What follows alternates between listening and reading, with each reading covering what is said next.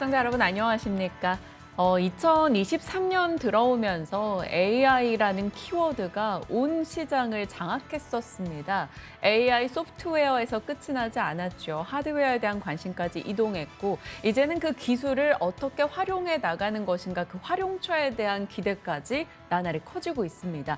그러한 시장의 변화에 편승해서 우리는 어떤 산업을 지켜봐야 되고 또 어떤 기업에 관심을 가져야 되는지 나날이 궁금증이 커지고 있는데요. 오늘 그 부분에 대한 이야기 귀한 분 모시고 다뤄가도록 하겠습니다. 크래프트 테크놀로지스 오기석 법인장님 자리하셨습니다. 어서 오십시오. 네, 안녕하십니까. 오기석입니다. 네, 안녕하십니까. 영광입니다. 저희가 영광이시죠. 또 귀한 시간 이렇게 내주셨는데 특히나 빅테크 기업들 중심으로 AI 기술에 대한 투자가 어마어마합니다. 그들이 돈을 쏟아붓고 있다 보니까 와, 돈 많은 이들이 돈을 쓰는 곳이 어디일까? 당연히 관심이 생길 수밖에 없고요. 관련 주가도 뭐 국내도 그렇고 해외도 뜨거웠습니다. 구체적으로 기업들이 왜 이렇게 생성형 AI에 돈을 쓰는지, 그들은 그걸로 뭘 하고 있는 건지 알고 싶습니다.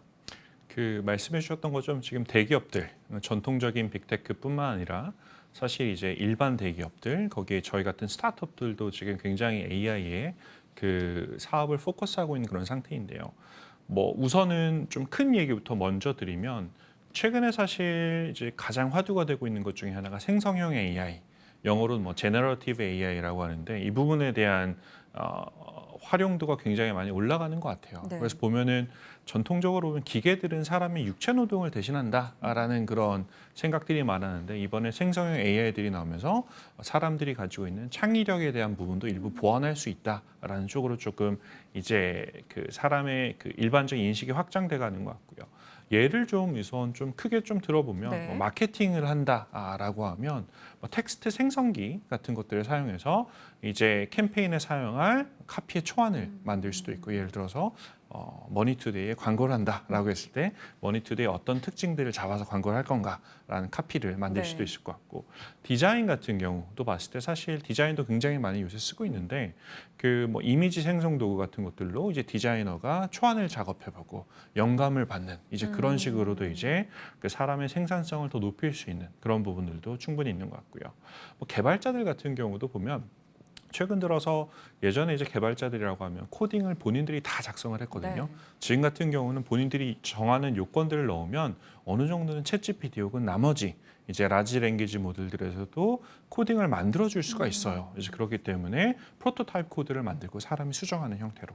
그리고 마지막에 이제 세일즈, 뭐 저 같은 세일즈들 같은 경우는 생성형 AI를 사용을 해서 뭐 여러 가지 아이디어들이라든지 아니면 컨텐츠들을 만들 수 있는 그 다양한 부분들로 이제 이게 기술뿐만 아니라 일반적인 기업들의 그 비즈니스 활동이 굉장히 많이 활용이 될 수가 있다라는 부분이 이제 그 참고해 볼 만하고요.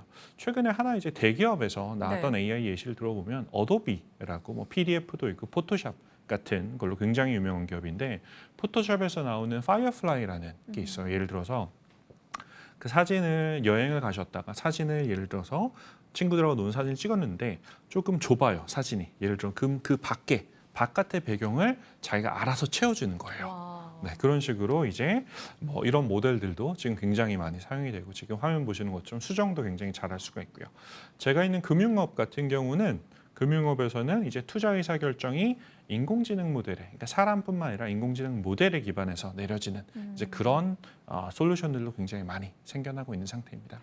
과거에는 사실 AI라고 했을 때는 그냥 기업들의 이야기 같았습니다. 그런데 최근에는 정말 실생활 실무자들에게 쓰임이 나오고 그 결과가 도출되는 것을 우리가 확인하고 있기 때문에 아마 시장의 관심이 확 대중화되고 더 뜨겁지 않나라는 생각이 들어요.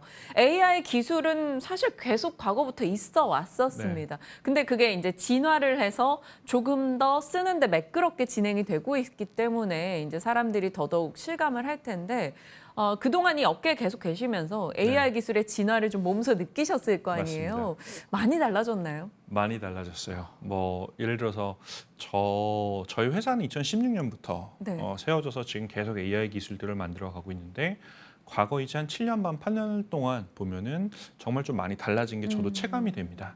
이제 예를 들어서 그 헤지펀드 같은 이제 전략 같은 경우는 사실 AI가 하기 쉽지 않다라는 네. 이야기들이 많았었거든요. 사실 인공지능 모델이 정말 사람, 노련한 사람처럼 수익률을 찾아낼 수 있느냐라는 부분인데 이 부분을 최근에 저희가 솔라액티브라는 지수 회사랑 같이 해서 솔라액티브 크래프트 AI Generated US Equity Long Short Select Index 이름이 좀 긴데 네. 지금 보시는 지수를 만들었어요. 그래서 이 모델 같은 경우는 이제 세계 최초로 지금 솔라액티브하고 저희 크래프트가 헤지 펀드와 같은 의사결정할 수 있는 AI 모델을 전략화시킨 케이스다라고 보시면 됩니다. 보시는 것처럼 시장 상황에 상관없이 이제 꾸준한 누적 수익률이 좀 나오는 걸 볼 수가 있고요.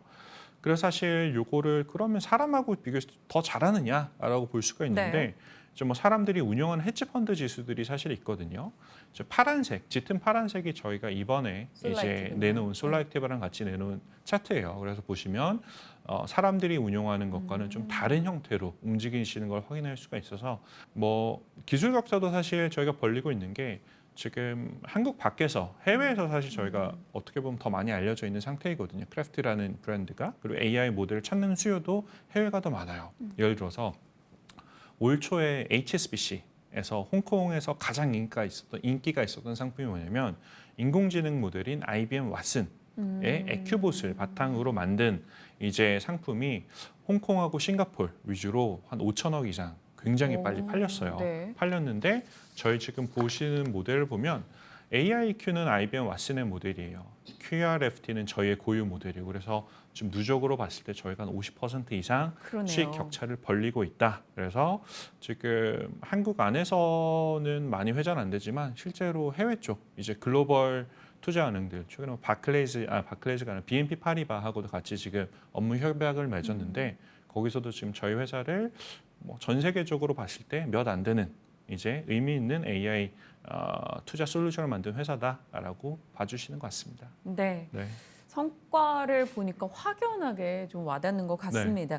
이 AI 관련해서 현장에서 느끼시기로는 기업들이 가장 많이 언급하는 분야는 어디인지, 뭐 소프트웨어인지 하드웨어인지 아니면 그것이 적용되는 의료 쪽일지 말씀하신 지금 금융 쪽일지 궁금합니다. 우선은 사실 현재는 제일 많이 언급되는 건 하드웨어 부분인 것 같아요. 소프트웨어 같은 경우는 사실 오픈 AI, 챗GPT 같은 경우도 상업화가 된 지 얼마 안 됐거든요. 네. 그 전까지 완전 오픈 소스였고 지금 페이스북에서 주도하고 있는 라마 모델 같은 경우도 이제 상업화는 되지 않았어요. 오픈 소스로 지금 나가고 있어요. 그래서 소프트웨어의 경우는 사실 아직은 여러 가지 업체들이나 학계에서 연구 목적으로 개발이 나가고 있는 반면에 하드웨어 같은 경우는 이제 현재 공급이 굉장히 부족한 상태입니다.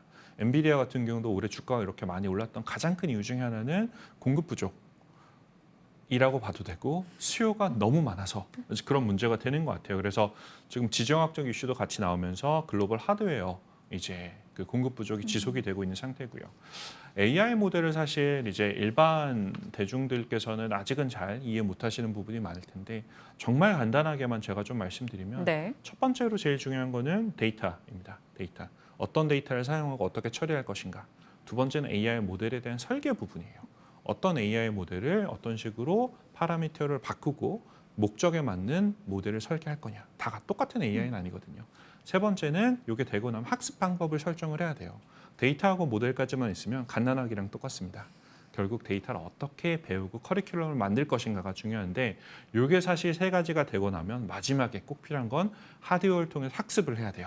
GPU라든지 뭐 칩셋들, 엔비디아의 A100, H100 이런 것들이 많이 나오는데 그런 칩셋들이 해야 되는데 지금 사실 하드웨어의 부족이 글로벌 현상으로 나타나고 있기 때문에 지금 이제 AI 업체들, 뭐 저희뿐만 아니라 글로벌 회사에서 지금 이제 당면한 과제 중에 하나는 다변화시켜야 된다.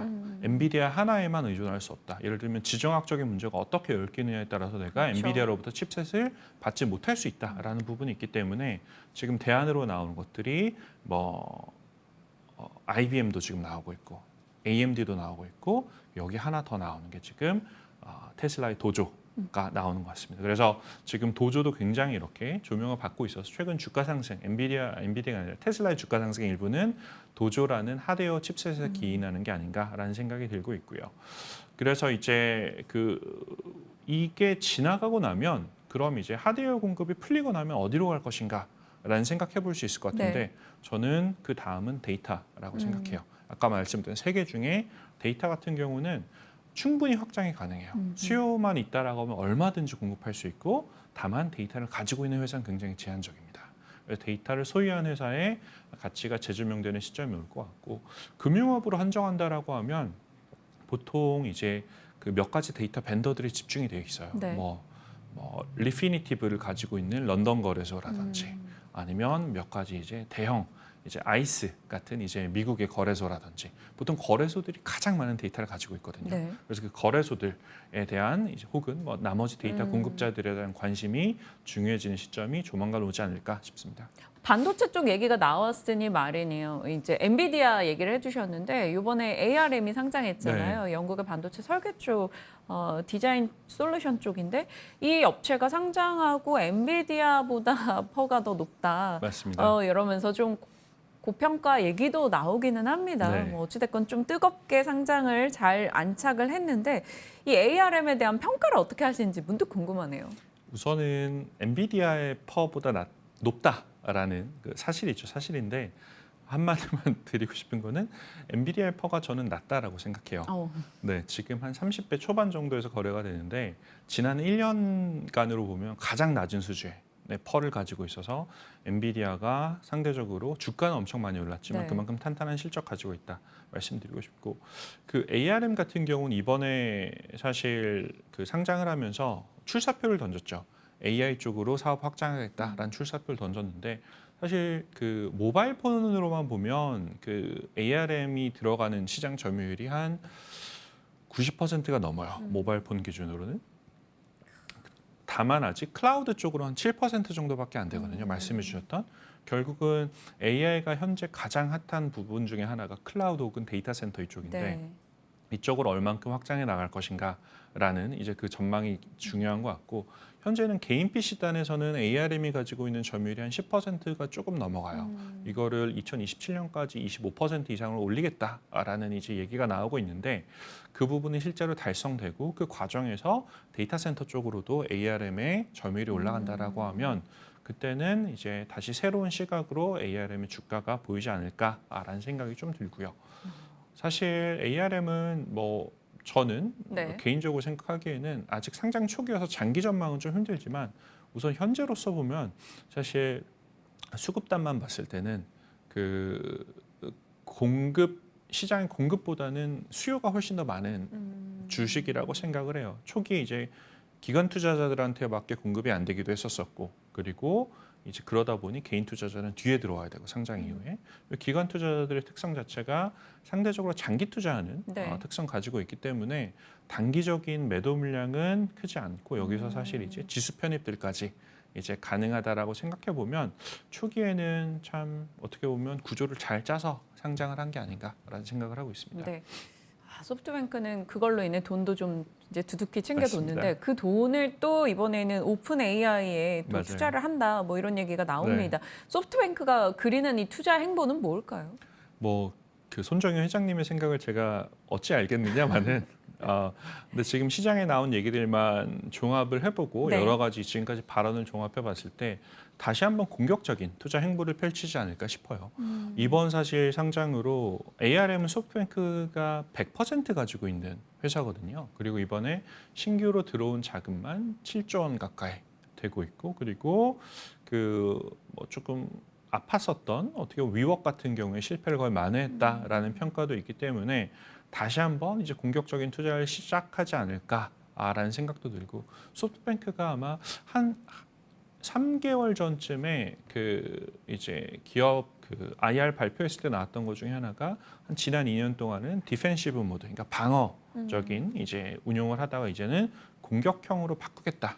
공격적으로 바꾸겠다라고 이제 얘기를 했거든요. 네. 이제 그 부분이 지금 AI 관련한 이제 추가 투자의 이제 행보로 나오지 않을까라는 생각도 듭니다. 오픈 AI도 지금 뭐 시장에서는 이제 소뱅에서 투자할 수도 있다라는 이야기도 나오는 것 같고요. 그것뿐만 아니라 다양하게 지금 검토하다가 투자하지 못했던 그 사업들에 대한 집행 혹은 추가로 얘기해 볼 만한 건 이미 혹은 뭐 포트폴리오에서 들고 있었던 종목들에 대한 추가 상장도 좀 가능하다고 생각해요. 사실 추가 상장은 소프트뱅크뿐만 아니라 지금 사실 시장에서 한 1년 반, 2년 가까이 상장이 안 되고 멈춰 있었거든요. 네. 그 부분이 해소되는 국면이 앞으로 한 3개월 혹은 6개월 사이에 좀 많이 보이지 않을까라는 생각을 합니다. 네. 국내에서도 이 생성형 AI 모델에 대한 관심도 당연히 높을 수밖에 없고요. 그 앞단에서 소프트웨어 쪽에선 결국 네이버를 많이들 바라보고 있습니다. 한국어에 특화돼 있을 것이다라는 기대감이 컸는데 처음에 이제 네이버 하이퍼클로버 X가 공개됐을 때는 네. 솔직히 다들 조금 실망스러운 목소리를 꽤 냈었습니다. 기대치가 너무 높았던 맞습니다. 거죠. 그런데 결국에는 이쪽에서 뭐 앞으로 계속해서 성장해 가겠지, 기술 발전이 있겠지라는 기대들을 안고 있어요. 본부장님께서는 어떻게 보시는지 궁금하고 네.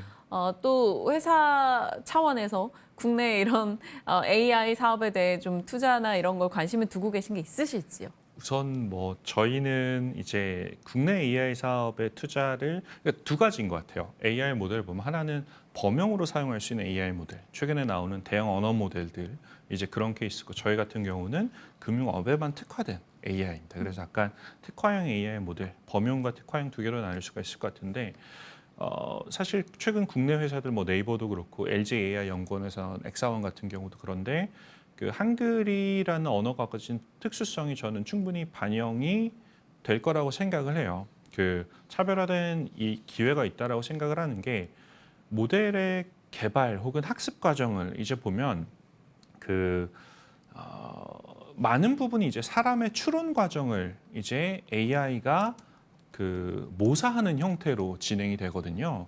결국은 이제 뭐 언어가 사고를 지배한다 이런 이야기들이 사실 뭐 많이 있는데 각 언어별로 가지는 특성이 분명히 존재합니다. 분명히 존재하고 그리고 한국어 기반의 언어 모델은 사실 네. 이제 글로벌 회사보다는 한국 현재 지형에 맞을 수 있다라는 생각을 하고 있고요. 저희 같은 경우는 지금 LG AI 연구원에서 나온 엑사원하고 같이 이제 협업을 맺고 지금 저희의 모델을 고도화하는 작업 같이 하고 있거든요. 11월에는 지금 신규 ETF도 지금 미국 뉴욕 증권거래소에 출시할 예정을 같이 하고 있고요.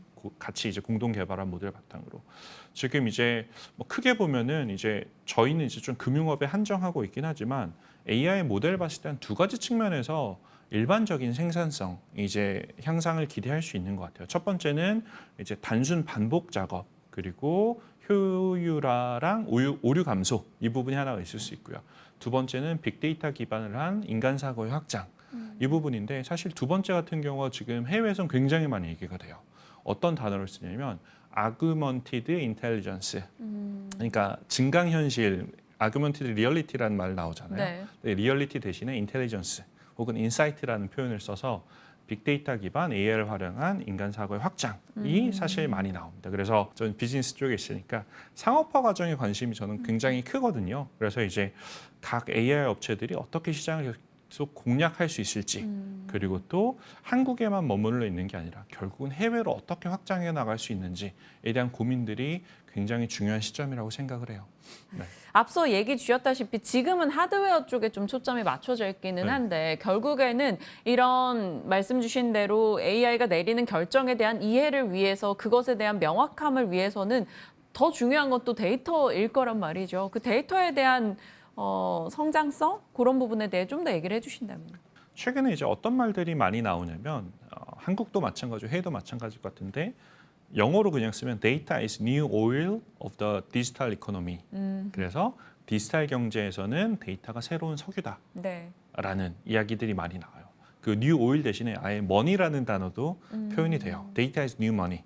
데이터가 새로운 돈이다라는 얘기도 나오는데 결국은 이제 데이터를 가지고 있는 데이터 보유권을 가지고 있는 기업들이 사실 독점적인 지위를 저는 가져나갈 거라고 생각해요. 향후에는. 그렇기 때문에 사실 테슬라 같은 경우도 나머지 그 기업들과는 아예 다른 밸류에이션 가지고 있었던 게 그들이 그 자율주행을 위해서 확보한 방대한 데이터셋 네. 때문에 평가를 받았던 것도 있거든요. 그리고 이게 뭐 데이터 같은 경우가 한번 조명이 다 되고 나면 저는 그 다음에는 제대로 된 AI 노하우를 가진 이제 기업들의 성장이 시작될 거라고 생각을 합니다. 약간 이제 어떻게 보면 소프트웨어 쪽이지만 범용이 아니라 특화형 소프트웨어 쪽으로 조명받을 거라고 생각하는데 이게 제가 생각하는 논리는 대형 기업들, 대기업들 같은 경우는 지금 이제 나오는 LGA 연구원이나 네이버 클로에서 나오는 뭐 하이퍼클로버 같은 라지 랭귀지 모델은 좀 달라요. 이건 범용 모델이기 네. 때문에. 근데 사실 이거를 뭐 예를 들어서 하나의 예를 들면 모건 스탠리 같은 경우는 이제 최근 들어서 챗GPT를 도입하기 시작했어요. 그 고객과 그 투자 응대를 하기 위한 솔루션 중에 하나로 챗GPT를 도입을 했는데 왜 챗GPT를 도입했을까? 모건 스탠리 같은 대형 기업이 내부적으로 만들지 않고 대형 기업들은 기본적으로 뭔가 내가 AI를 해야 된다라고 하면 굉장히 강력한 딜레마에 들어가게 돼요. 첫 번째로는 성능이 좋아야 되고 또 두 번째로는 런칭하기 실패하면 안 돼요.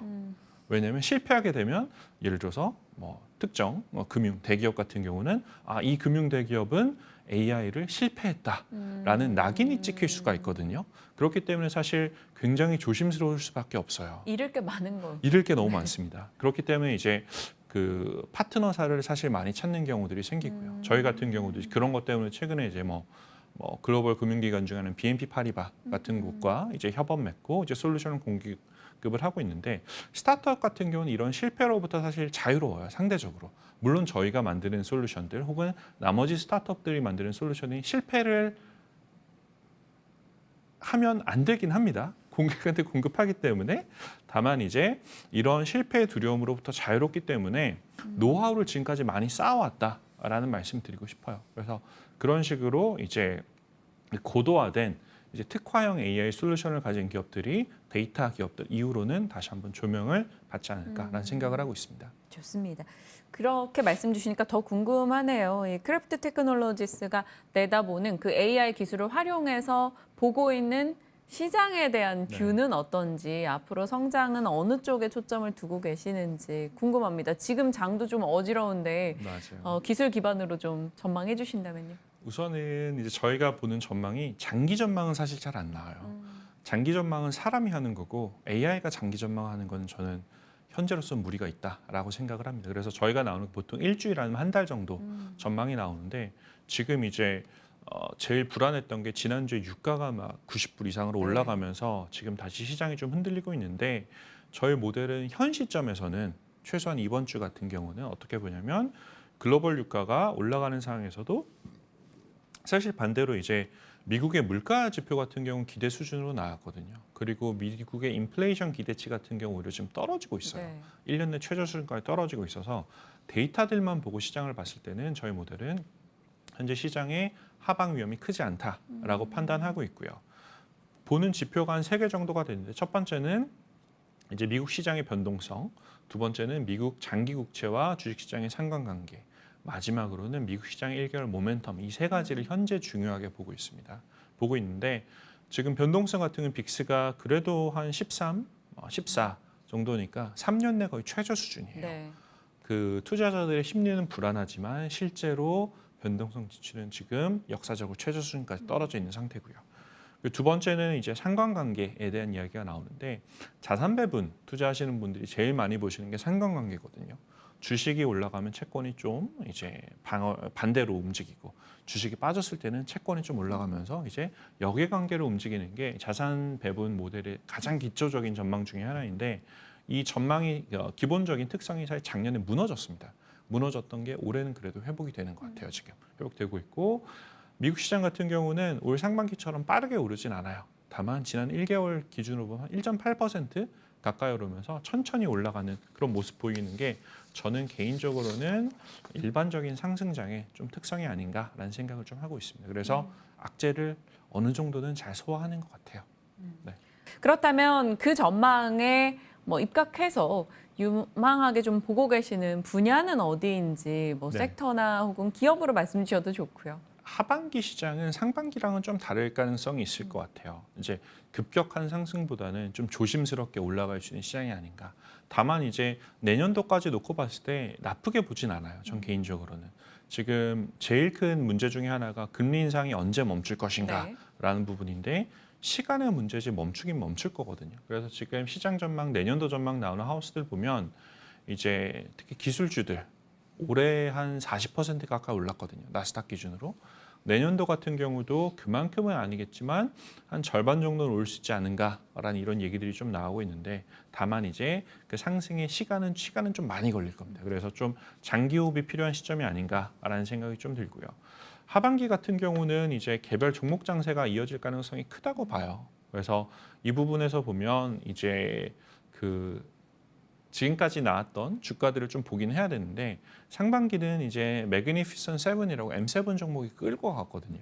근데 하반기 같은 경우도 계속 끌고 갈 수 있을까라고 보면 이제 지금 고유가 혹은 고금리 상황이 얼마만큼 지속되는지에 따라서 M7을 제외한 나머지 종목들이 오히려 올라갈 가능성도 있다라는 생각이 들고요. 지금 유가에 대한 불안이 사실 존재를 하는데 지금 현재 시장 방향성 결정하는 두 가지 가장 큰 변수는 유가하고 고용 지표예요.